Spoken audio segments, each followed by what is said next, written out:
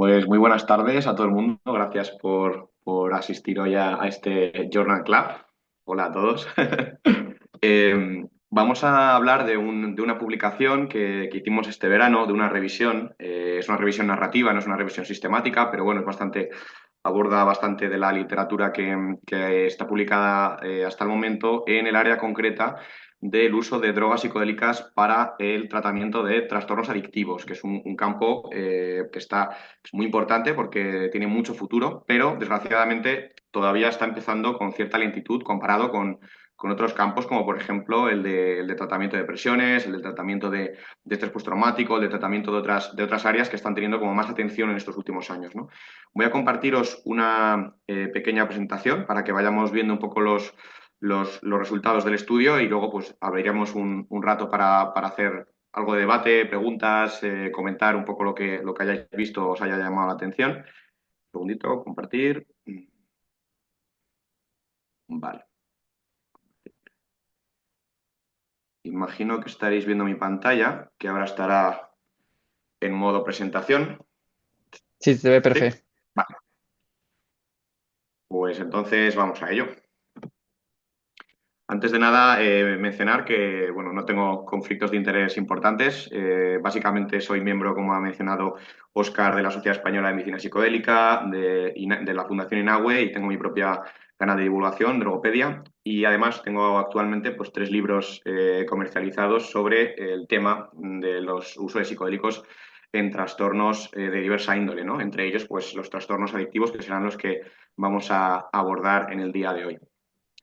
No voy a demorarme en explicar la historia de los psicodélicos porque creo que ya es bastante conocida y además no quiero tampoco que se nos vaya de las manos esta presentación de hoy, ¿no? Pero sí que me interesaba mencionar que curiosamente cuando hablamos del primer renacimiento psicodélico, este que se produce a partir del descubrimiento del LSD aproximadamente en torno a los años 50, aunque ya había habido algunos acercamientos científicos a los psicodélicos a finales del siglo XIX con la mescalina, este primer renacimiento psicodélico que se da a partir de los años 50 del siglo pasado, realmente tuvo uno de los elementos más importantes fue precisamente el uso de LSD para el tratamiento del alcoholismo.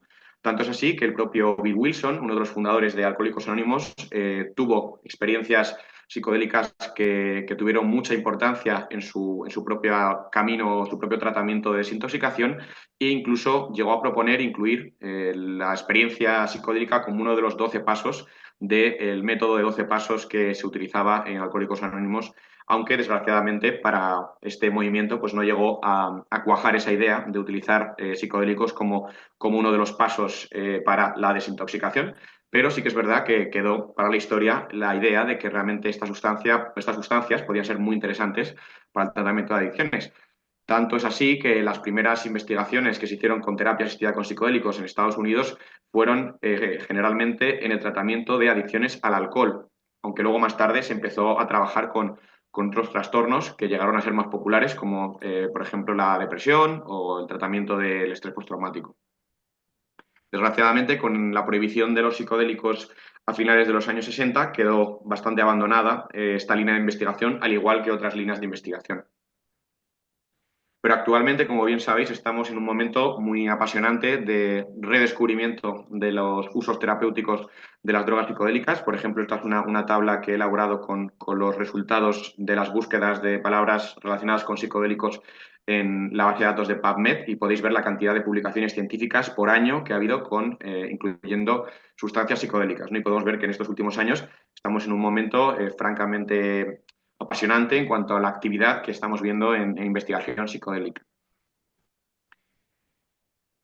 Estas, bueno, conforme a la actualidad del renacimiento psicodélico, este renacimiento psicodélico, este segundo renacimiento psicodélico, no voy a mencionar nada en particular, pero sí me quiero centrar en que actualmente lo que sí que está sucediendo es que estamos viendo que muchas de estas investigaciones, que se pueden ver en esta gráfica, están fundamentalmente centradas en el área de la investigación de trastornos como la depresión, el uso de psicodélicos en depresión, el uso de psicodélicos en estrés postraumático, el uso de psicodélicos en ansiedad, el uso de psicodélicos en cuidados paliativos, pero el uso de psicodélicos concretamente en los trastornos adictivos o en trastornos de abuso de sustancias o trastornos de uso de sustancias no está recibiendo tanta atención como otras áreas.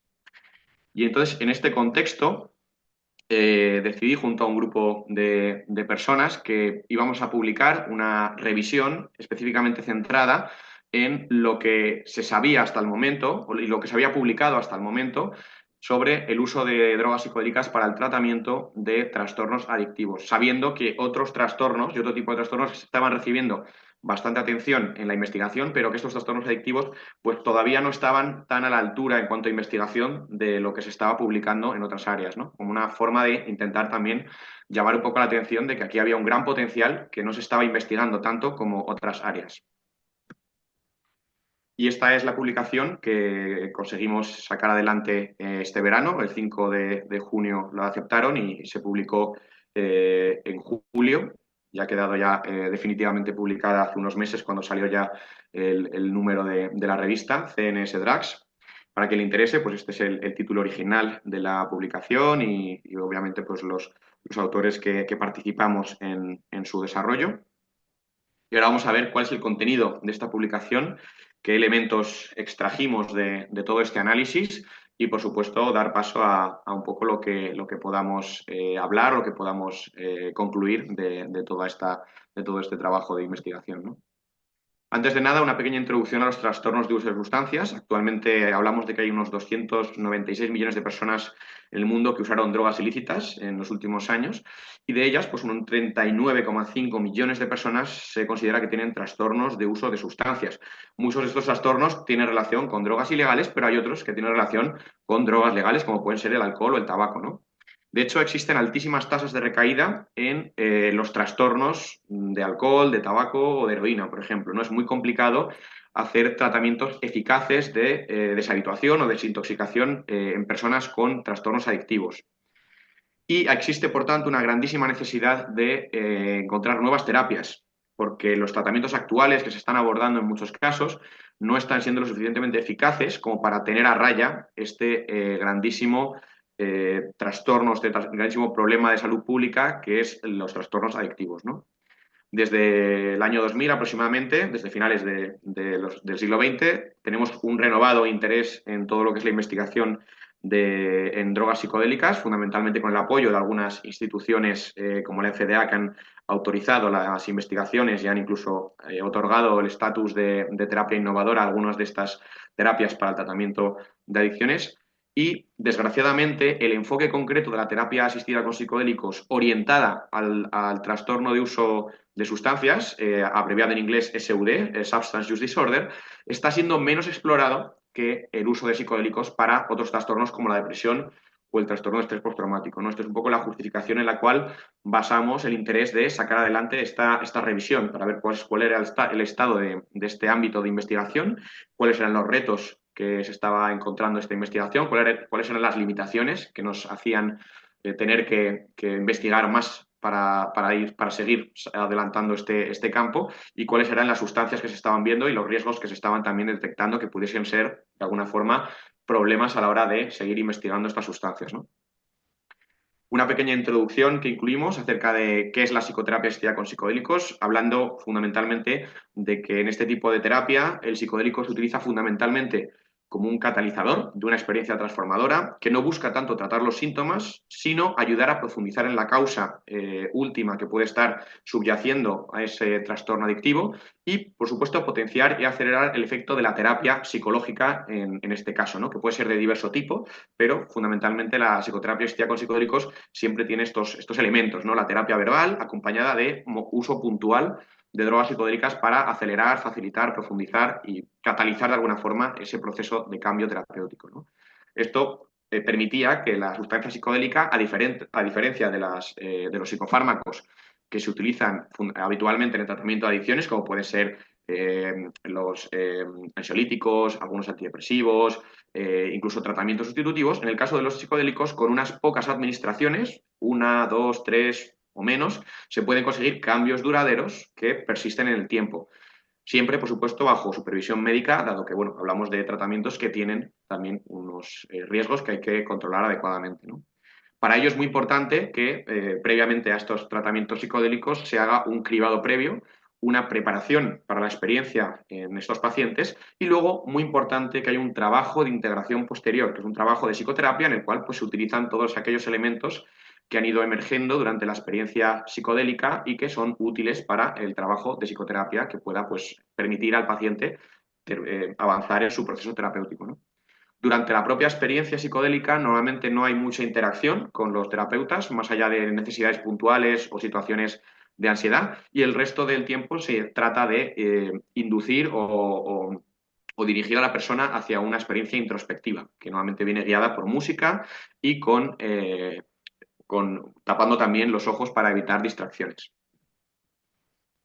En el caso concreto del uso de estas psicoterapias en adicciones, se combina generalmente una psicoterapia estructurada con estas sesiones psicodélicas, ¿no? Que hemos mencionado que suelen ser pocas, pero que también pues, depende un poco del caso particular del paciente y de cómo responda a estas experiencias. Las fases que suele haber son 4 fases, una fase inicial de cribado, en la cual se hace un estudio de la idoneidad del uso de terapia psicodélica en el paciente en particular, descartando, por supuesto, la presencia de trastornos que puedan verse agravados, como por ejemplo trastornos de tipo psicótico, propensión psicótica, bipolaridad, en fin. Luego viene una fase de preparación en la cual se prepara al paciente para la experiencia psicodélica, se le enseñan también técnicas de gestión emocional, por el caso de que aparezcan situaciones o emociones que hay, negativas que el paciente tenga que abordar. Luego viene la fase de administración, que es la fase en la cual se administra la sustancia psicodélica bajo supervisión médica. Y por último viene esa fase de integración que mencioné anteriormente, que es muy importante, ¿no? Según el tipo de sustancia que se utilice, existe una variabilidad en cuanto al número de sesiones que son necesarias y en cuanto a cómo se estructuran estas sesiones. Por ejemplo, en el caso de la psilocibina, se utilizaban normalmente en los estudios que hemos evaluado entre 1 y 2 sesiones. En el caso de la MDMA se utilizan entre 3 y 4 sesiones. Y en el caso de la ketamina, pues los tratamientos suelen ser mucho más numerosos, ¿no? Llegando a tener incluso 12 administraciones del fármaco. Actualmente pues hay un gran debate acerca de el peso que tiene el componente psicoterapéutico frente al peso que tiene el componente farmacológico de esta intervención para intentar optimizar al máximo los resultados de este tipo de intervenciones terapéuticas. Y bueno, pues estamos en un momento en el que hay todavía muchas incógnitas que se tienen que resolver acerca de este tipo de terapias y su forma más eficaz, ¿no? Pero para la elaboración de esta revisión nos centramos básicamente en lo que ya estaba publicado, en los estudios que se habían elaborado. Fundamentalmente buscamos ensayos clínicos controlados que tuviesen un buen diseño experimental, que nos pudiese dar una cierta seguridad acerca de los resultados finales. Y dejamos fuera pues, muchos estudios que, si bien eran interesantes, no tenían a lo mejor un control adecuado y no, por tanto, no teníamos facilidad para confiar en los resultados que estaban mostrando o no teníamos tampoco la certeza fehaciente de que los resultados tenían la solidez necesaria para ser incluidos en este estudio.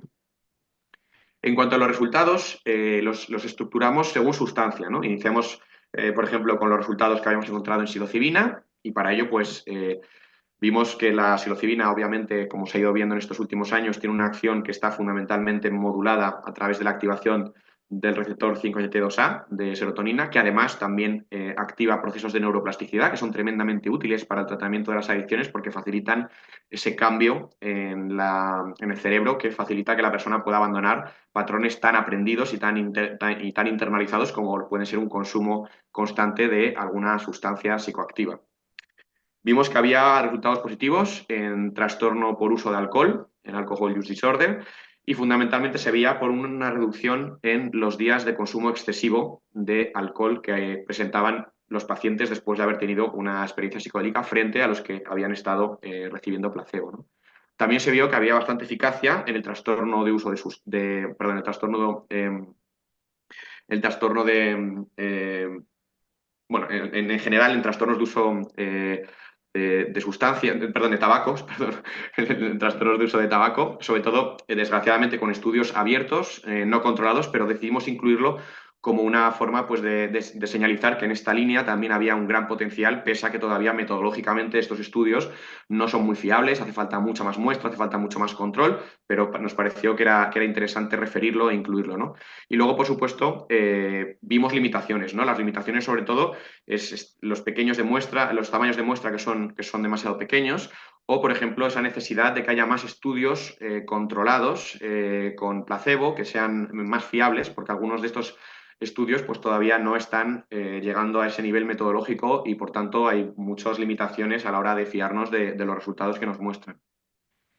Esta es una tabla resumen traducida de los resultados que encontramos en este primer análisis. Incluimos solamente 4 estudios y, de hecho, bueno, alguno de ellos tenía seguimientos, ¿no? Eran estudios que habían tenido varias publicaciones porque habían publicado seguimientos, ¿no? Pudimos ver pues, que había cambios muy interesantes en los patrones de consumo de los pacientes después de recibir psilocibina. Nuevamente, pues como podéis ver, eran administraciones de psilocibina en una o dos ocasiones, junto con psicoterapia, y veíamos pues, que los autores que habían publicado estos estudios referenciaban reducciones importantes y significativas, por ejemplo, en los días de consumo abusivo de alcohol, en el caso del alcohol, de los trastornos de uso de alcohol. También había esta reducción muy significativa en el consumo de tabaco, en este estudio de tabaquismo que se hizo en Johns Hopkins University, que ahora veremos más en detalle.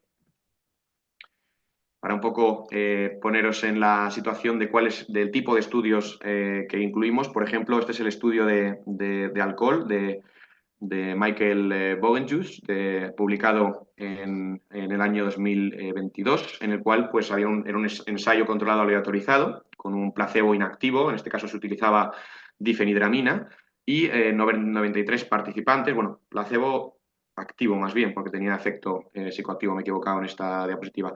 Había 93 participantes en el estudio, se administraban 2 dosis de psilocibina y a otros pacientes se les administraba la difenidramina, en combinación con 12 semanas de psicoterapia manualizada. El porcentaje de días de consumo excesivo de alcohol durante el periodo de 32 semanas del doble ciego del estudio fue de 9,7% para el grupo que recibió psilocibina, frente al grupo que no recibió psilocibina, que tenía un 23,6% de días de consumo excesivo de alcohol. O sea que había habido una reducción significativa de esos días de consumo de alcohol. El consumo medio diario de alcohol también fue significativamente menor en el grupo de psilocibina. Es decir, que no solo había menos días en los que estos pacientes que habían recibido psilocibina decidían beber alcohol, sino que además esos días que decidían beber alcohol bebían menos que los que no habían recibido este tratamiento con psilocibina de dos administraciones, ¿no? Estos son los resultados, las gráficas que mostraba el propio estudio, el propio ensayo clínico. Podemos ver la gráfica azul, son los días de consumo de alcohol excesivo del grupo de psilocibina frente a los días de consumo de alcohol del grupo placebo. Se puede ver reducciones significativas no solo en el porcentaje de días de consumo excesivo, sino en el porcentaje de días de consumo de cualquier tipo de alcohol y el número de bebidas que tomaban en el día de consumo. Es decir, que había reducciones significativas en todas estas métricas frente al grupo que había recibido el placebo activo.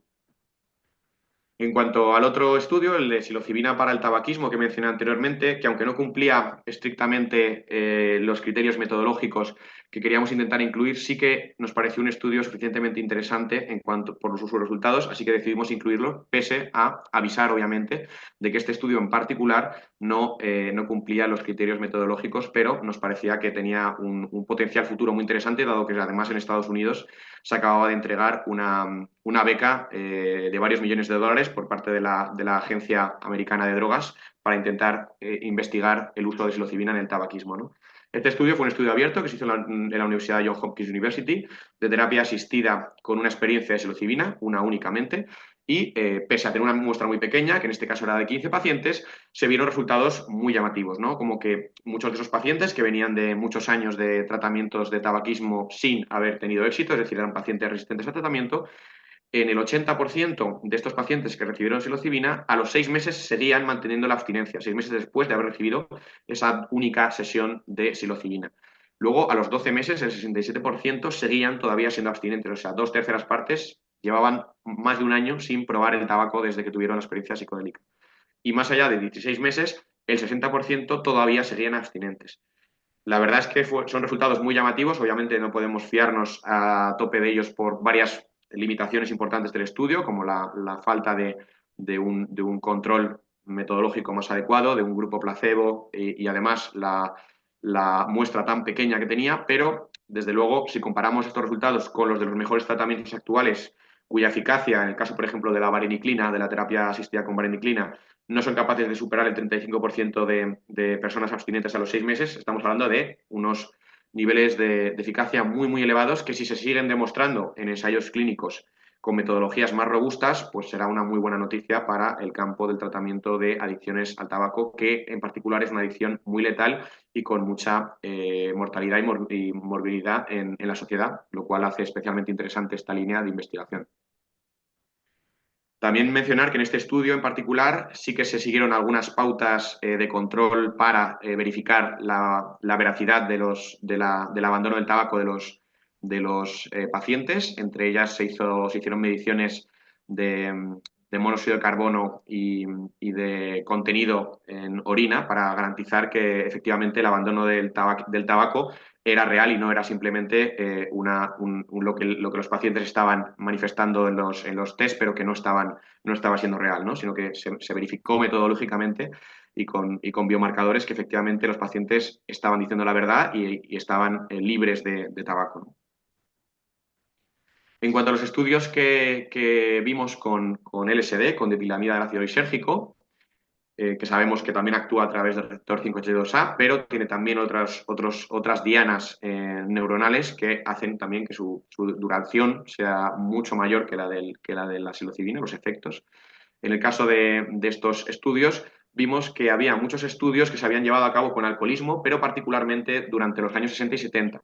Estos estudios, si bien es verdad que tenían una buena muestra combinada, cuando se sumaban todos ellos, al haberse hecho hace tantos años, hay muchas dudas acerca de la calidad metodológica que habían seguido y, por tanto, pues tampoco podemos fiarnos al 100% de ellos, aunque sí que sus resultados merecen ser referenciados porque muchos de ellos tenían resultados muy buenos, muy interesantes, ¿no? De hecho, en concreto encontramos un metaanálisis que hacía una buena evaluación conjunta del resultado de muchos estudios, muchos de ellos teniendo un seguimiento de más de 12 meses en personas con alcoholismo. Estos son algunos de los estudios que estuvimos evaluando para esta revisión. La mayoría pues, son ensayos doble ciego, con placebo, es decir, que cumplían los criterios metodológicos que nos habíamos fijado para evaluarlos. En algunos de ellos no se habían encontrado diferencias significativas, pero en la mayoría de ellas sí que se encontraron diferencias y, de hecho, diferencias que se mantuvieron más allá de un año, ¿no? Tenemos efectos superiores a placebo, diferencias significativas en muchos casos y, sobre todo, que perduraban en el tiempo más allá de la propia intervención terapéutica, ¿no? Se mantenían en el tiempo más allá de la intervención terapéutica. Había incluso un estudio que hacía la evaluación en el caso de personas con adicción a la heroína, ¿no? Y en este caso el efecto positivo, esa mejora significativa, también se mantuvo más allá de un año después del tratamiento. En cuanto a los estudios que estuvimos evaluando de DMT y de ayahuasca, desgraciadamente ninguno de ellos cumplía todos los criterios metodológicos que nos habíamos fijado para poder ser incluidos en la revisión, así que nos limitamos a mencionar que muchos de ellos habían encontrado resultados interesantes que podían significar una buena eficacia clínica, pero que desgraciadamente la mayoría de ellos eran estudios observacionales llevados a cabo en comunidades terapéuticas o en contextos de uso tradicional, ritual o ceremonial, en los cuales pues, no había unos criterios metodológicos que nos permitiesen hacer muchas comparaciones o tener resultados, digamos, de solidez para lo que son los estándares científicos occidentales, ¿no? No obstante, sí que se veía en la mayoría de ellos reducción en síntomas y en uso de sustancias, pero siempre faltándonos pues, esa parte pues, de placebo, de control metodológico, de una adecuada evaluación y medición de variables utilizando escalas precisas y todas aquellas cosas que entendemos que deberían ser lo que se debería empezar a implementar en este tipo de investigaciones de cara al futuro para poder tener estudios de calidad que podamos utilizar para seguir desarrollando este campo, en concreto en el área del DMT y la ayahuasca, ¿no?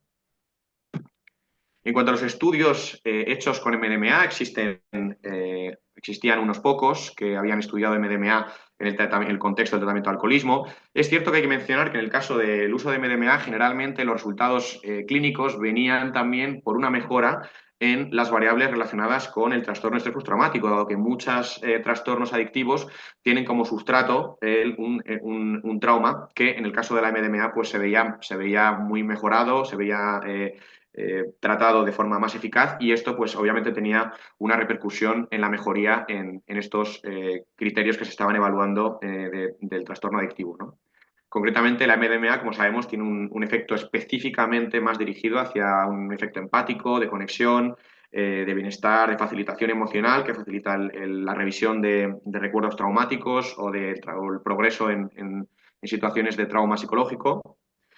Vimos que había buenos resultados preliminares en trastornos adictivos relacionados con el alcohol e incluso algunos de ellos no relacionados con el trastorno de estrés postraumático, ¿no? Aunque es verdad que la mayoría de los casos sí que había una base de trauma en la adicción, que era la que al final pues, podía justificar esa mejora en el trastorno adictivo, pero también había casos en los que había mejorías sin necesidad de que hubiese un trauma subyacente, ¿no? En cuanto a las limitaciones de este tipo de estudios con MDMA, pues muy parecidas a las anteriores, ¿no? Teníamos una muestra muy pequeña, se basaban demasiado en autoinformes, que en algunos casos pues, pueden no ser de todo fiables, dado que muchos pacientes con adicciones pues, pueden no estar cumpliendo a lo mejor con lo que estaban mencionando en sus autoevaluaciones. Y bueno, muchos estudios eran de naturaleza más exploratoria, todavía no estaban adecuadamente estructurados metodológicamente para tener una validez estudiable o extrapolable, sino que eran más bien estudios de prueba de concepto para iniciar ensayos más grandes que todavía pues no, en muchos casos no se habían llevado a cabo, ¿no?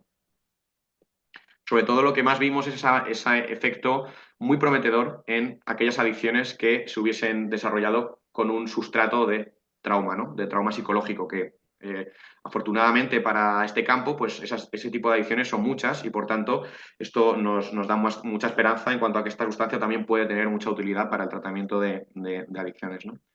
Concretamente evaluamos dos estudios, uno en alcohol y otro en alcohol con otras sustancias.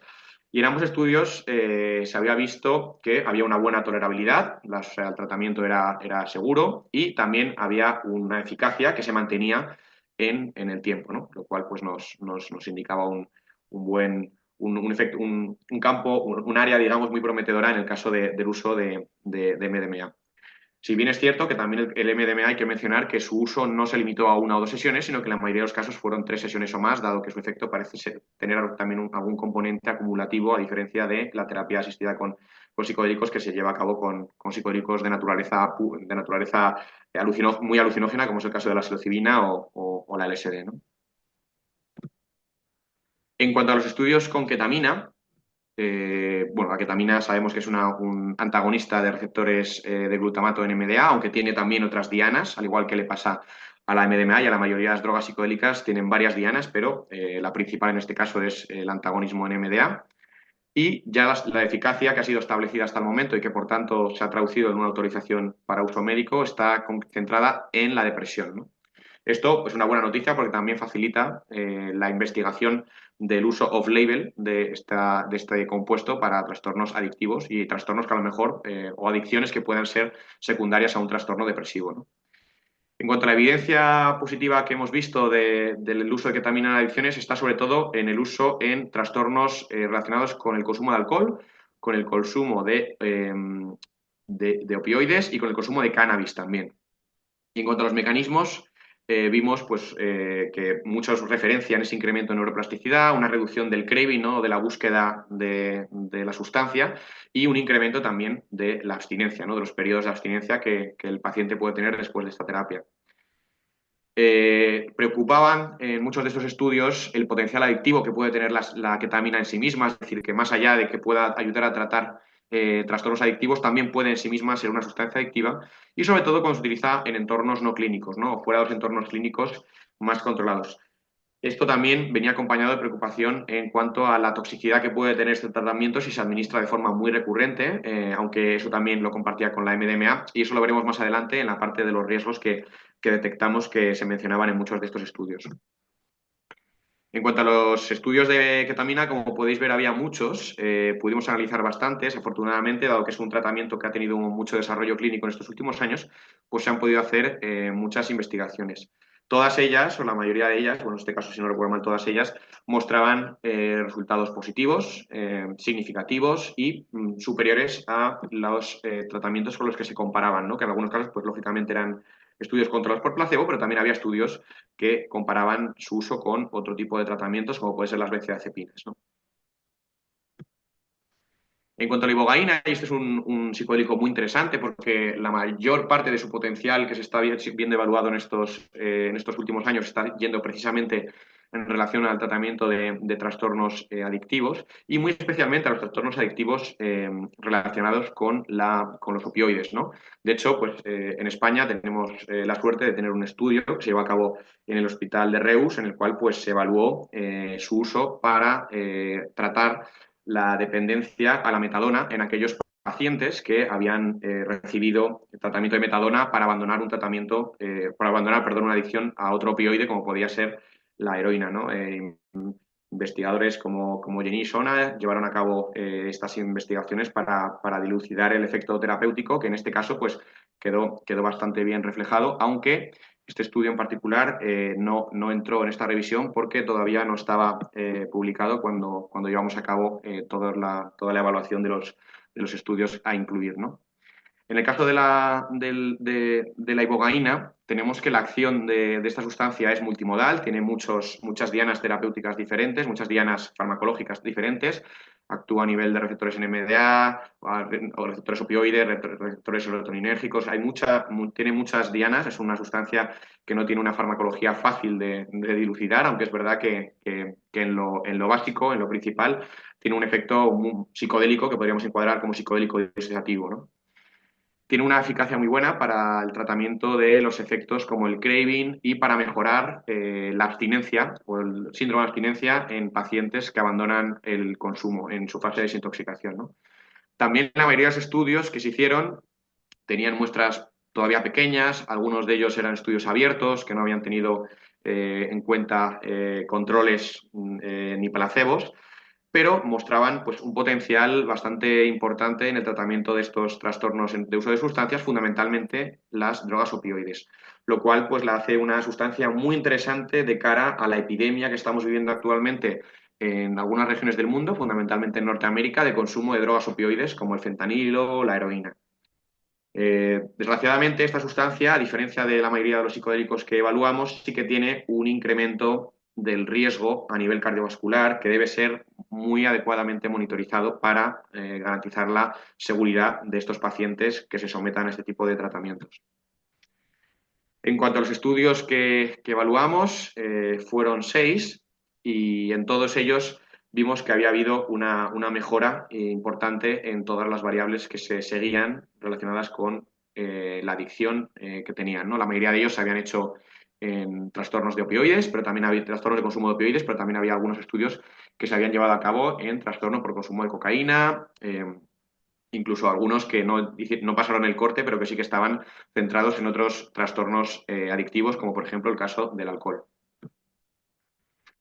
En cuanto a los mecanismos, se mencionaban muchos mecanismos diferentes, muchas posibilidades de acción. Yo considero que los tres más importantes a los que hay que hacer referencia es los mecanismos a nivel neuronal, como este agonismo en los receptores 5HT2A incrementa la neuroplasticidad y la neurogénesis en algunos casos, en algunas regiones cerebrales, lo que permite que el cerebro lleve a cabo cambios que faciliten a la persona pues, salir de esos patrones cíclicos de funcionamiento de tipo adictivo e incluso que puedan recuperar parte de todas las sinapsis que se pierden durante el consumo de sustancias tóxicas o por las depresiones o los trastornos que van unidos a los propios trastornos adictivos. También hay un importante efecto en las redes del cerebro, las diferentes redes neuronales, como por ejemplo esa reducción de la actividad de la amígdala, que facilita el trabajo sobre algunos traumas, la reducción de la actividad de la red neural por defecto, que facilita también romper ciertos patrones de pensamientos muy establecidos para intentar construir nuevos patrones. Hay una unificación también de la conectividad cerebral que se ha podido ver acompañando esta desestructuración de la red neural por defecto, y la disrupción de patrones normales de pensamiento, ¿no? Lo que se ha llamado como un botón de reseteo, un botón de reinicio que facilita pues, el volver a activar los procesos mentales de una forma que puedan estar menos unidos a ese patrón cíclico que puede ir acompañando la adicción, ¿no? Y todo esto pues, también tiene una correspondencia en el ámbito fenomenológico o psicológico que implicaba pues, nuevas formas de ver el mundo y los problemas, ¿no? Como nuevas formas de entender la adicción por parte de los propios pacientes. A veces se manifestaban en forma de revelaciones o de lo que se entiende como experiencia mística, que facilitaban pues, al paciente tener una nueva perspectiva de esa adicción, una nueva perspectiva de ese trastorno, de cuáles podían ser las bases de ese trastorno adictivo y, por tanto, pues mayor capacidad, mayor eficacia para poder actuar sobre ellos, ¿no? Sobre todo en la fase de la terapia psicológica posterior a la experiencia psicodélica, ¿no? Lo que se conoce como la fase de integración. En cuanto a los riesgos y la seguridad de estas sustancias, en general, las drogas psicodélicas sabemos que son sustancias que suelen ser poco adictivas, a excepción de la ketamina y del MDMA en algunos casos, y también son sustancias de baja toxicidad, a excepción de la MDMA a dosis altas, la ketamina a dosis altas o la ibogaína, que sí que pueden tener cierta toxicidad, pero lo importante de todo esto es que estos riesgos a nivel de adicción y de toxicidad son fácilmente controlables en contextos de uso terapéutico, en los cuales hay un buen manejo de las variables de set y de setting, hay un buen control de la pureza de la sustancia, de la dosificación y demás, ¿no? Más allá de esto, existen los riesgos psicológicos, como pueden ser el mal viaje o lo que se conoce como mal viaje, experiencias complejas o difíciles que pueden incluso tener resultados traumáticos para algunas personas, pero afortunadamente en ambientes controlados también este tipo de riesgos son bastante bien manejables comparado con lo que sería el uso recreativo, ¿no?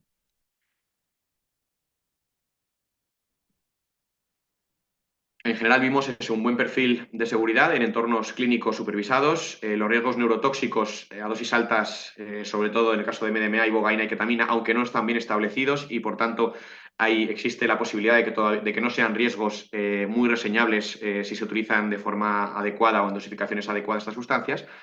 Detectamos, pues, lógicamente, los riesgos psicológicos relacionados con estos malos viajes o con la posibilidad de inducir brotes psicóticos en personas vulnerables, aunque afortunadamente, pues, con buenos cribados y buenas preparaciones, esto se podía reducir mucho o incluso evitar. En cuanto a otros riesgos, pues la posibilidad de flashbacks, de trastorno perceptivo persistente de alucinógenos o efectos cardiovasculares. Afortunadamente, estos riesgos, aunque se han descrito en el ámbito de uso recreativo, no están todavía detectados en los ámbitos de uso terapéutico o no están adecuadamente descritos en el ámbito de uso terapéutico, lo cual nos hace pensar que probablemente tenga mucho que ver con las variables relacionadas con el uso recreativo, ¿no? Como dosis altas, poco control del contexto del lugar de administración, de la persona que está tomando la sustancia, poca preparación.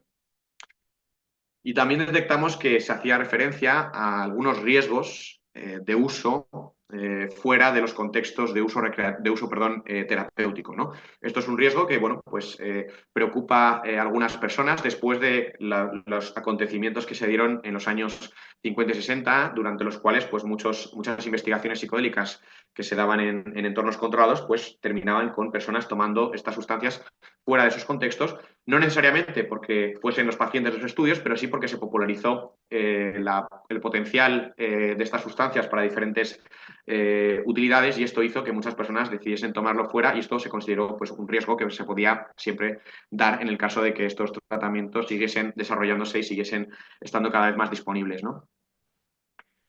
En general, en cuanto a los riesgos que analizamos más en profundidad, pues vimos que eso variaba mucho en cuanto a la frecuencia, en cuanto a la dosis y en cuanto al contexto de administración. Pero sí que vimos esa diferencia muy marcada entre los riesgos que detectamos en los estudios clínicos y los riesgos que detectamos en los estudios que se habían hecho sobre poblaciones que consumían psicodélicos fuera de contextos clínicos controlados, ¿no?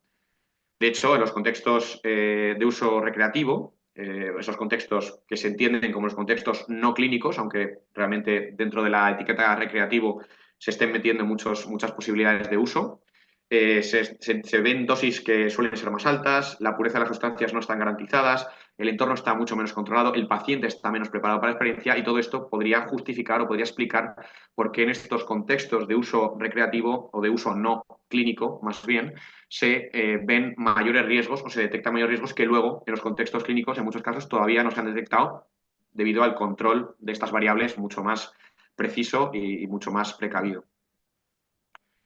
Los riesgos principales a los que se hacía referencia de cara al desarrollo de estas terapias eran fundamentalmente el riesgo de neurotoxicidad, que es el daño a las neuronas o las estructuras cerebrales, fundamentalmente que se explicaba este riesgo en relación a la ketamina, a la ibogaína y a la MDMA, porque han demostrado que pueden tener algún efecto neurotóxico, fundamentalmente en animales, en dosis altas o con usos muy repetidos, ¿no?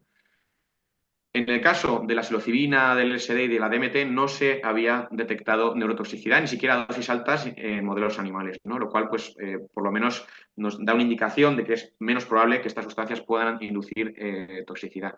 Dicho esto, en humanos no se ha podido probar la neurotoxicidad de ninguna de estas sustancias de forma fehaciente y menos a dosis de uso terapéutico o de uso clínico, ¿no? En el caso de la ketamina, la ibogaína y la MDMA, pues esas dosis no mostraron neurotoxicidad. Sí que se pudo demostrar en algunos casos cuando las dosificaciones eran muy elevadas, ¿no? También, en cuanto a los riesgos que se mencionaban sobre la salud pública, eran riesgos fundamentalmente relacionados con esto que he mencionado anteriormente de el uso fuera de los contextos terapéuticos que podría acompañar a una eventual autorización del uso médico de estas sustancias, ¿no?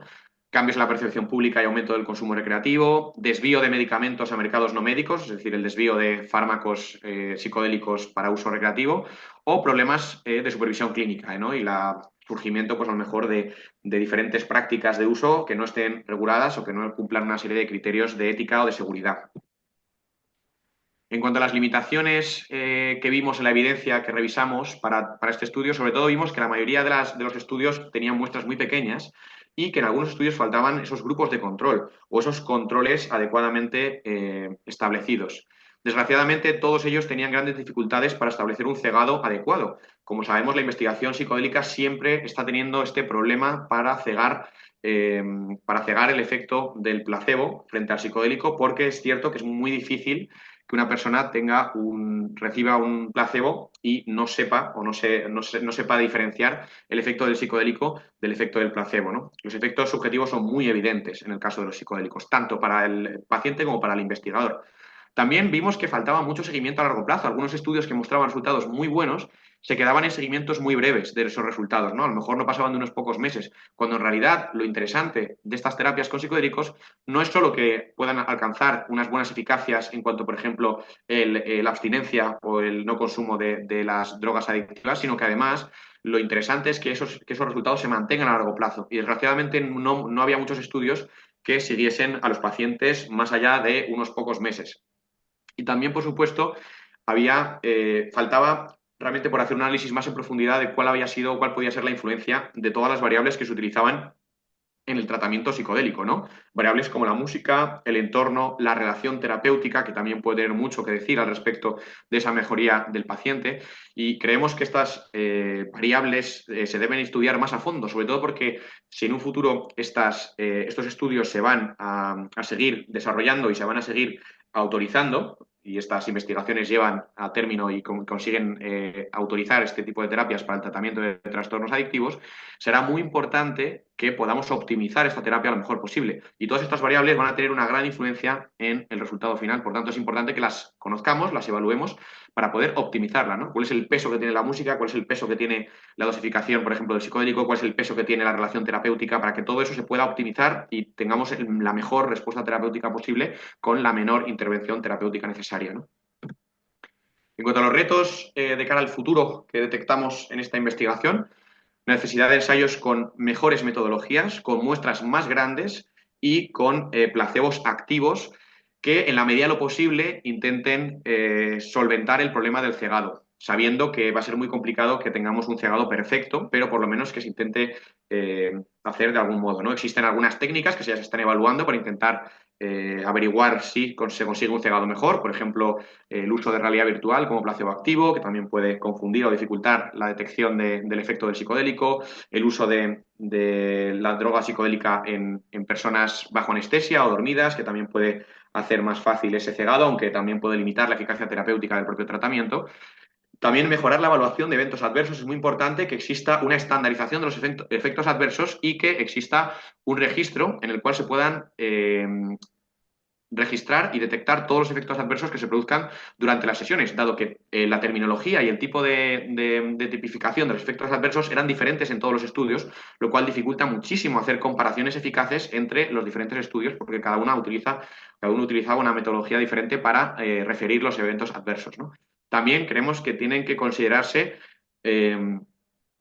mejor, estudiarse mejor en profundidad esos mecanismos no farmacológicos o esos mecanismos que acompañan también a la eficacia de la psicoterapia psicodélica, como la alianza terapéutica, la subjetividad o las propias creencias previas del individuo acerca del tratamiento. Todo esto tiene que, de alguna forma, intentar evaluarse mejor para optimizar mejor la terapia y también para saber qué pacientes pueden ser los que mejor van a responder a estos tratamientos frente a los que no responderán tan bien, ¿no?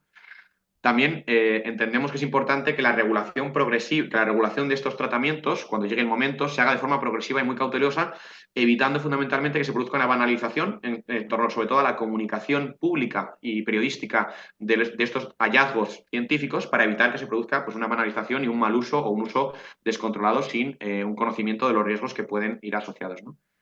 Y por último, para ello también hemos propuesto una mayor colaboración internacional e interdisciplinaria para intentar que todas estas áreas de mejora pues, se hagan de forma más consistente y de forma más sólida de cara al futuro.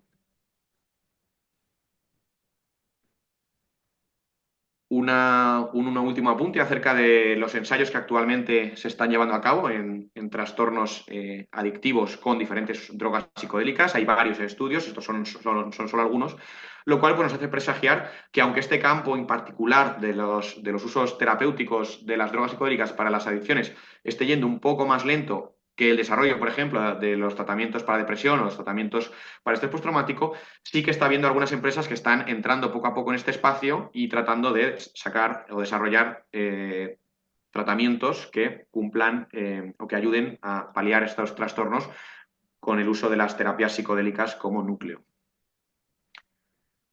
Por último, las conclusiones del estudio es que la evidencia preliminar es prometedora para todas las sustancias prácticamente que evaluamos, aunque falta mucha investigación todavía para poder solidificar estos resultados o poder tener una mayor certeza de que efectivamente tienen suficiente eficacia y los riesgos son suficientemente controlables, ¿no? Si se aplica con rigor, tenemos una mayor oportunidad de que esto salga adelante, pero para ello es necesario pues, que haya mayores estándares, una mayor colaboración entre las diferentes investigaciones para que sus resultados puedan ser comparables y puedan sacarse conclusiones más globales, ¿no? Del uso de estas terapias. Faltan, pues eso, datos robustos, sobre todo en este área en concreto, porque en el área de la depresión, en el área del estrés postraumático, pues ya tenemos muchos estudios publicados cada vez más, pero en el área concretamente de las adicciones, todavía falta mucho más trabajar en sacar estudios robustos.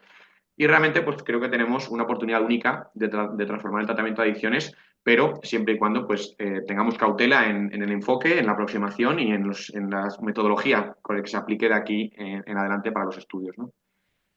Estas son conclusiones generales sobre la eficacia de los psicodélicos que entendemos que cumplen características de eficacia, de seguridad y de eficiencia, que los hacen tratamientos muy interesantes para todo tipo de trastornos, pero obviamente en el caso particular de las adicciones, pues nos referimos a esas limitaciones metodológicas, limitaciones de investigación que creemos que deben ser salvadas en los próximos años. Y muchas gracias por vuestra atención y el tiempo que nos quede para hacer preguntas, comentarios o lo que os interese. Estaré encantado de poder también aportar si es necesario. Gracias.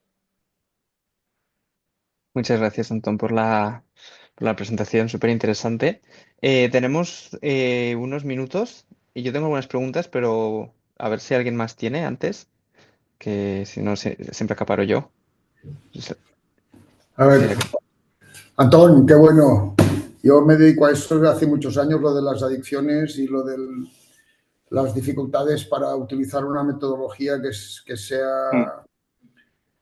que sea defendible como estudio científico muy complicado. Sabéis que abrimos hace muchos años para Torraso e IDEA mm, en Brasil y que, bueno, la observación clarísima, la eficacia, pero la oportunidad de poder elaborar estudios que lo avalen, imposible. O sea, cómo trasladar a la selva gente que va a hacer de grupo control, cómo mm, hacer estudios doble ciego, y aunque tengamos la certeza, ya no por... Conocéis algunos de los que han estado ahí, que encima hoy en día pues son activistas mm, de la defensa de los psicodélicos y que realmente es una realidad para nosotros incuestionable, pero muy, muy, muy difícil de demostrar, muy difícil de demostrar. O sea, no, además que todos estos elementos distorsionadores externos, mm, sacarlos del contexto, o sea, el viaje, el salir ya solo la selección ya para sí representa un problema. O sea, sí. enviábamos a Brasil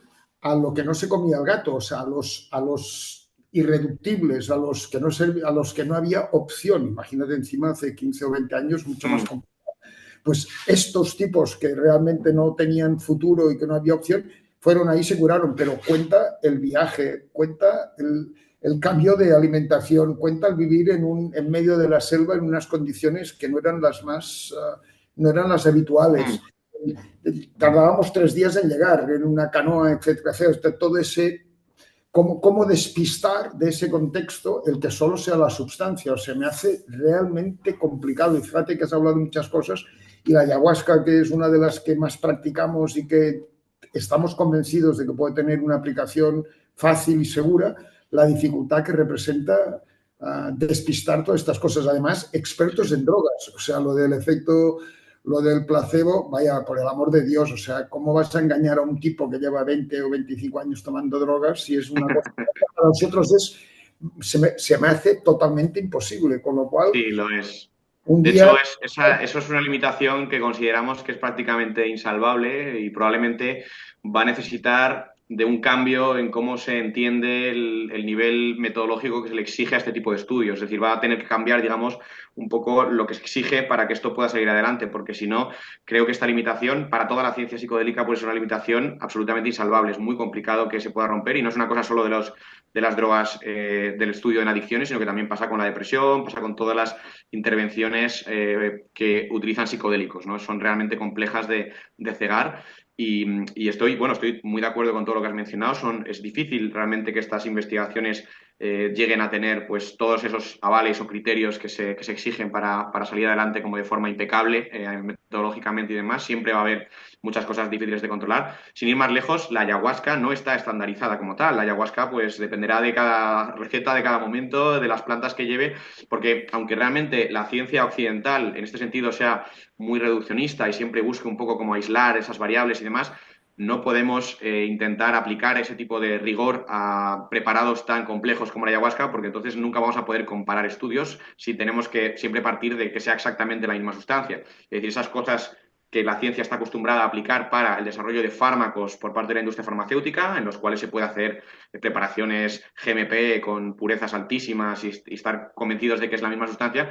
Probablemente en el ámbito de la ciencia psicodélica la única opción que va a haber es ser un poco más flexibles en cuanto a ese concepto, a esa conceptualización y aceptar que, bueno, que pueda haber diferencias en cuanto a la composición de estos preparados que, bueno, pues si bien no creo que vayan a tener un efecto inmenso esas diferencias en el resultado final, yo creo que bueno, al final va a ser prácticamente lo mismo, si no se aceptan es muy poco probable que pueda llegar un día en el que tengamos suficiente investigación y y que sea comparable entre estudios entre ellos, ¿no? A mí me gustaría un día un ratito y que habláramos de la posibilidad de cómo construir esa comunicación, ¿no? O sea, fíjate que solo de dar ayahuasca por la noche, o dar ayahuasca solo en cada uno en su cabaña, o dar ayahuasca en el amanecer y ver el amanecer, los efectos, la misma sustancia, el mismo grupo, el mismo los resultados eran absolutamente diferentes. O sea, en la cabaña sola la conexión emocional, la revisión biográfica era brutal. En los trabajos estos de madrugada, el efecto antidepresivo era absoluto, ¿no? Con lo cual, cómo podemos despistar estos artefactos, que esto que tú dices, me encantaría un día que habláramos. Y después hacer un par de reflexiones sobre la ketamina. Por ejemplo, nosotros en la clínica estamos teniendo una demanda brutal de adictos a la ketamina que chocan con la posibilidad, estamos dando también en depresiones resistentes ketamina. Imagínate, en el mismo lugar hay un tipo tratándose por la ketamina, además todos los que llegan vienen con unos problemas físicos gravísimos por culpa lo renal y lo urinario, tienen una incidencia alta. Claro, si a uno le estás dando ketamina y hay uno aquí, la posibilidad de que haya un uso indebido para nosotros nos tiene muy complicado.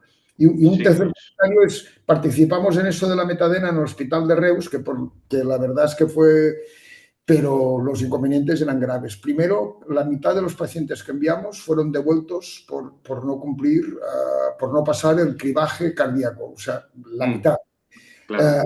En segundo, los grupos que lo aceptaron, los que estaban en el grupo que no tomaban, estaban en el grupo control, al segundo día que iban ahí, que tenían que coger un taxi, decían que ellos no iban y que una mierda para nosotros.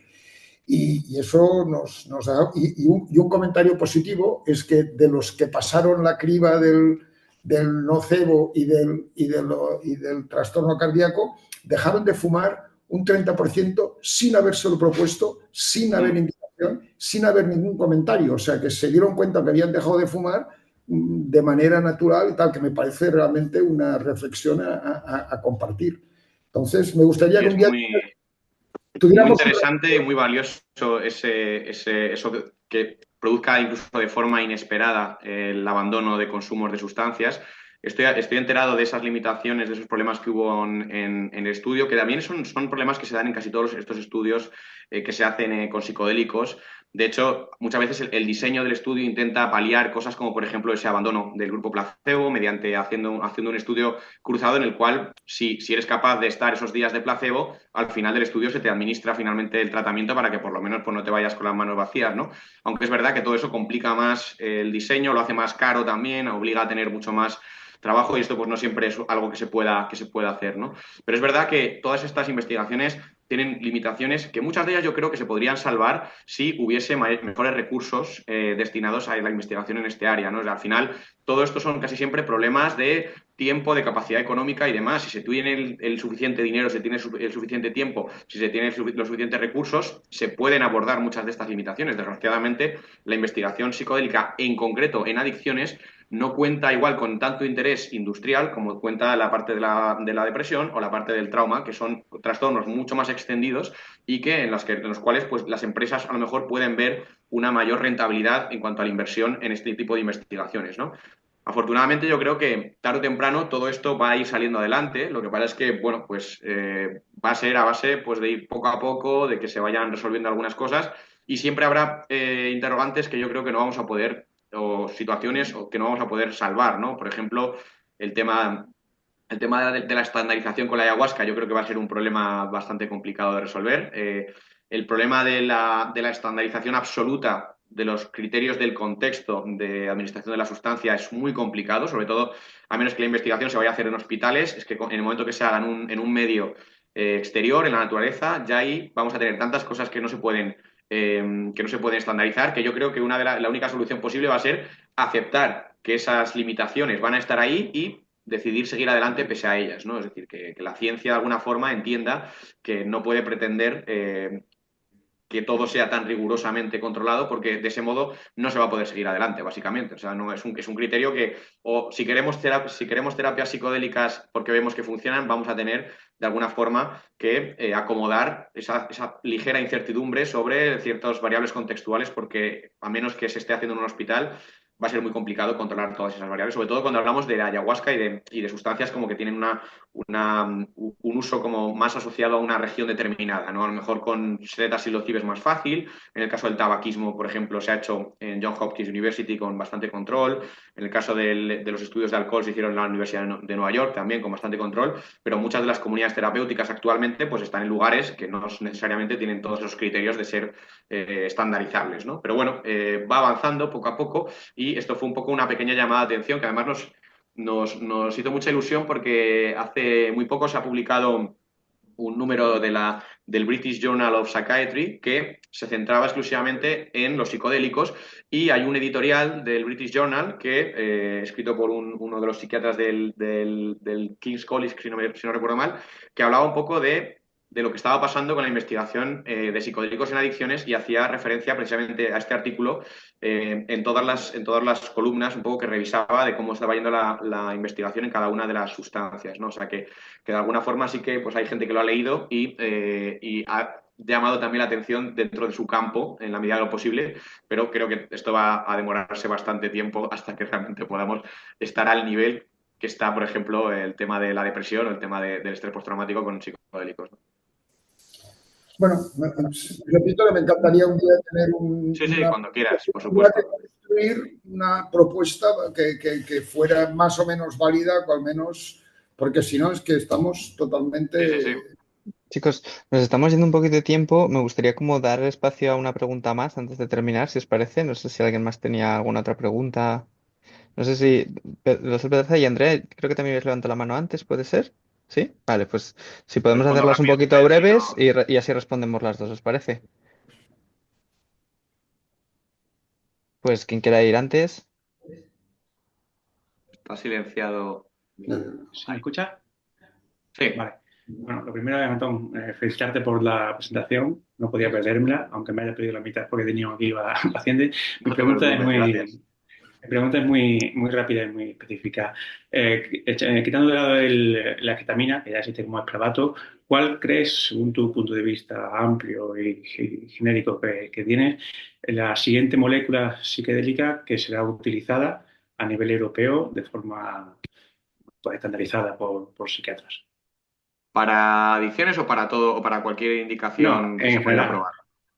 Hombre, yo creo que la que mejor posicionada está a nivel europeo. Mira, a nivel europeo es curioso porque aquí hay menos ensayos clínicos, entonces estamos un poco más atrás que Estados Unidos en cuanto a desarrollo, pero es verdad que, por ejemplo, hay moléculas que, claro, están como compitiendo en cuanto a desarrollo con otras sustancias que en otros lugares están mucho más desarrolladas, ¿no? Entonces yo diría que las principales ahora mismo a nivel europeo son psilocibina, MDMA y 5-MeO-DMT. Creo que esas son como las más avanzadas a nivel europeo para cualquier indicación. No sabría decirte la verdad cómo va a avanzar esto, porque es que al final Entre esas hay tres, empresas que entre esas tres, ¿tú por cuál apostarías? yo creo que es posible que la MDMA pueda ser la primera o la psilocibina. Es que es complicado porque va a depender mucho de cómo inviertan las empresas que están haciendo estas cosas. Yo creo, en Europa a lo mejor la psilocibina es la primera, porque en Estados Unidos la MDMA va más rápido, pero es verdad que la investigación de MDMA en Europa está siendo muy limitada y, bueno, pues al final habrá que coger mucho de lo que suceda en Estados Unidos y convalidarlo en Europa y eso pues es un proceso más lento y requerirán también ensayos clínicos aquí que, bueno, MAPS ha decidido centrarse únicamente en Estados Unidos y por tanto aquí se ha parado esa rama de investigación, pero la psilocibina sí que sigue estando en Europa y por tanto esa yo creo que va a adelantar, bueno, ya que ya está por delante en Europa en el desarrollo, o sea que aquí yo sí, psilocibina, yo creo, puestos.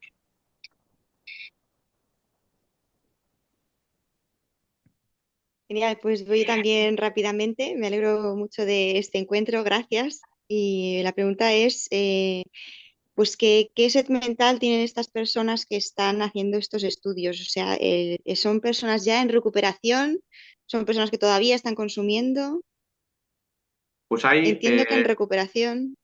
hay hay muchas tipologías, porque como he mencionado, evaluamos muchos estudios diferentes para elaborar esta revisión. La mayoría de los estudios estaban con personas que tenían consumo activo en el momento del inicio del estudio y luego, pues obviamente se veía si ese consumo evolucionaba de forma favorable, desfavorable, si se mantenía, si se abandonaba o cómo era la reacción que tenían las personas. Muchas de estas personas, también hay que decirlo, acudían a los tratamientos psicodélicos después de haber tenido fracasos con tratamientos previos. Es decir, que la mayoría de estos pacientes eran pacientes resistentes a tratamiento que justificarían que si encontramos resultados positivos con estos pacientes resistentes a tratamiento, tenemos una mayor posibilidad de que esto esté funcionando en pacientes incluso no resistentes, ¿no? Lo que pasa es que, claro, cuando unos pacientes resistentes a tratamiento se exponen a este tipo de estudios, son pacientes que muchas veces ya de por sí sabemos que van a ser complicados de tratar y tienen una menor probabilidad de tener un éxito con la terapia. O sea que yo me gustaría ver en un futuro que los estudios ya no se alimenten exclusivamente de pacientes resistentes al tratamiento, sino que se alimenten también de pacientes que sea el primer intento que hagan de abandonar el consumo, porque a lo mejor ahí vemos tasas de eficacia muchísimo mayores, ¿no? O no, eso no lo podemos saber todavía. Pero ojalá en un futuro no haga falta haber fallado en intentos previos para poder ser pacientes de los estudios, ¿no? Porque normalmente el ser resistente al tratamiento suele ser, en muchos casos, un criterio para el estudio, porque hay que tener en cuenta que cualquier intervención terapéutica que exponga al paciente a un riesgo, que prácticamente son todas las intervenciones terapéuticas exponen al paciente a algún tipo de riesgo, para justificarlas mejor se busca que los pacientes sean resistentes al tratamiento y así pues se puede justificar que son pacientes que no han conseguido esa mejoría con todo lo que teníamos disponible y entonces pues intentan este tratamiento que puede ser más arriesgado o más desconocido, pero se justifica ese riesgo porque no han tenido mejoría terapéutica con lo mejor, con lo otro disponible. O sea, eso no significa que en el momento en el que toman el psicodélico estén a lo mejor pasando un síndrome de abstinencia, ¿no? Ah, Que no, su no, sed no, no, mental esté no. justo en ese momento, o No, no, ya no, no, están no, no, no, no. De hecho creo que eso es recuperados, ¿no? una de las cosas que se intentaba evitar, porque un Ujú, paciente en un síndrome de abstinencia puede tener un nivel de inestabilidad que un psicodélico claro, pues puede exacerbar bastante y no, no, no, claro. obviamente, perdón que no había entendido la pregunta, los pacientes que se sometían a estos tratamientos ya habían pasado una fase primera de desintoxicación para evitar también interacciones farmacológicas y también para evitar, por supuesto, que la inestabilidad post desintoxicación o la inestabilidad de un periodo de abstinencia pudiese sumarse al efecto psicodélico y generar un efecto negativo Vale. en la experiencia psicodélica. Entiendo entonces que estaban en recuperación, vale, Sí, sí, sí, ya en habían abandonado general. el consumo. Probablemente en muchos casos sería reciente el último consumo, pero Ujú, no lo suficiente como para mantener al paciente todavía en un periodo de inestabilidad o de ya, abstinencia reciente, ¿no? genial. Muy bien, gracias. Nada. Rafaela nos preguntaba si podía plantear dos preguntas. Sí, Si es rápido, yo creo que sí que podemos dar espacio y ya no aceptamos más preguntas, chicos. Lo siento. Gracias. Muchas gracias. ¿Qué tal, Anton? Gracias por tu hola. presentación. Sí, mi primera pregunta era, mencionaste sobre las hipótesis de los beneficios de los psicodélicos para esto, Em, que se sabe que a nivel general como modulan el receptor de 5-HT2A y también la forma en la que rompen los patrones rígidos de pensamiento y de comportamiento. Pero quería saber si es que esas investigaciones hablaban a nivel puntual de cómo afectan el sistema de recompensas o si era como más general, ¿no? Pues no había una mención específica que yo recuerde en ninguno de los estudios más en profundidad a los mecanismos neurobiológicos que podían estar subyaciendo a ese abandono del consumo. Lo único que recuerdo es que sí, que en los estudios de ibogaína había más mención a que esa polifarmacología que tiene la ibogaína, que tiene la capacidad de modular un montón de receptores diferentes, sí que podía de alguna forma tener algún efecto sobre esa característica tan especial de ser capaz de reducir también la propia abstinencia o los efectos de abstinencia fisiológica que se producen en personas que abandonan, por ejemplo, un consumo de una droga opioide, ¿no? Esto solamente estaba referido en los estudios de ibogaína como un mecanismo diferencial que podía estar en juego frente a otros psicodélicos que no han demostrado tener esa eficacia en modular, digamos, lo que es la abstinencia fisiológica, sino más bien únicamente la psicológica, ¿no? En cambio, la ibogaína, al tener esa capacidad de modular ambas abstinencias, ¿no?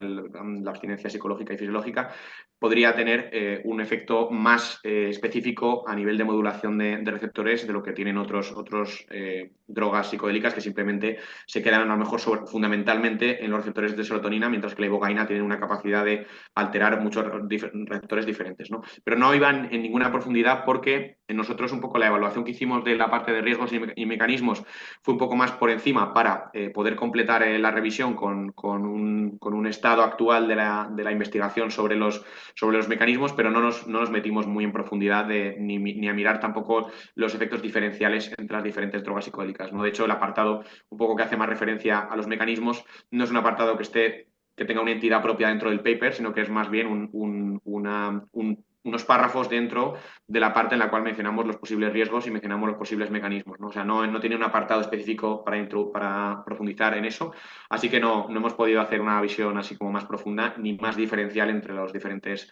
sustancias psicoactivas. Bueno, muchas gracias. Y mi Nada. segunda pregunta también era sobre, había escuchado mucha controversia sobre la hipótesis de los beneficios sobre la neuroplasticidad, ¿Sí? ya que se dice que la cocaína también los tiene. Quería saber tu opinión al respecto.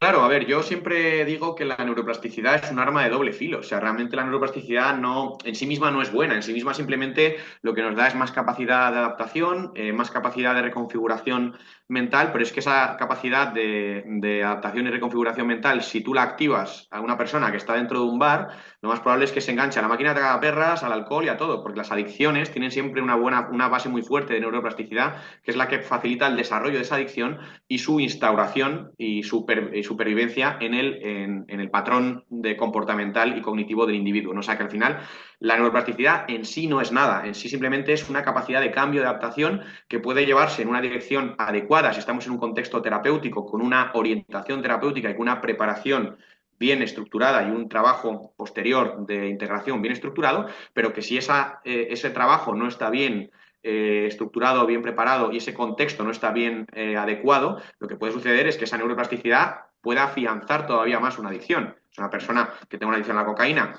la sometemos a una experiencia psicodélica con psilocibina, puede que a lo mejor esa persona pues tenga una mejora en el consumo y reduzca el consumo, pero también se puede dar el caso de que si la persona vuelve otra vez a su contexto de consumo de cocaína y está en un estado de elevada neuroplasticidad, pues a lo mejor incluso se vuelve todavía más arraigado ese patrón de comportamiento o de pensamiento, ¿no? O sea que lo importante de la neuroplasticidad no es que en sí misma pueda ser útil o no, es que si se da en este contexto bien preparado y con una orientación clara para el abandono del consumo, para tratar todos los elementos que pueden estar subyaciendo a ese trastorno adictivo, podemos realmente utilizarla como una herramienta muy poderosa para el cambio, ¿no? Pero en sí misma no tiene por qué tener valor, de hecho puede ser peligrosa y de hecho está en la base de esos procesos de adicción que estos pacientes pues, han sufrido, ¿no? Es decir, si se han enganchado a un comportamiento, a un consumo, es porque en algún momento esa neuroplasticidad ha jugado en contra, digamos, de su propia evolución o su propia supervivencia a largo plazo, pero al final utilizando probablemente mecanismos tan arraigados como el refuerzo, que es lo que has mencionado anteriormente, que siempre están pues, en este tipo de comportamientos o de adicciones, ¿no? Muy interesante, muchísimas gracias. Pues muchas gracias a todos por asistir y muchas gracias, Antón. Gracias. La charla va a quedar grabada y la subiremos a nuestro canal de YouTube, así que también podéis revisarla por ahí si hay alguna cosa que nos ha quedado claro. Pues muchas gracias a Óscar, gracias a la SEMSI por ofrecerme el espacio. Es un placer formar parte de este grupo tan maravilloso de personas interesadas en desarrollar estos conceptos y estos trabajos tan valiosos para la salud mental. Y bueno, pues espero que os haya gustado, que os haya entretenido y cualquier cosa que queráis que hablemos, ya sabéis, estoy en Drogopedia, en redes sociales o en cualquier otra vía de comunicación, encantadísimo de seguir hablando de este tema. Por cierto, si os interesa el paper, os lo puedo enviar, ¿vale? Si me podéis mandar un mensaje directo ahí a Instagram o donde queráis os lo mando, o por LinkedIn o lo que queráis os lo mando porque no es un paper abierto, aunque la verdad es que no es difícil de encontrar. En ResearchGate está accesible a cualquier persona que tenga perfil y si no, pues os lo mando encantado. Pues muchas gracias, Antón.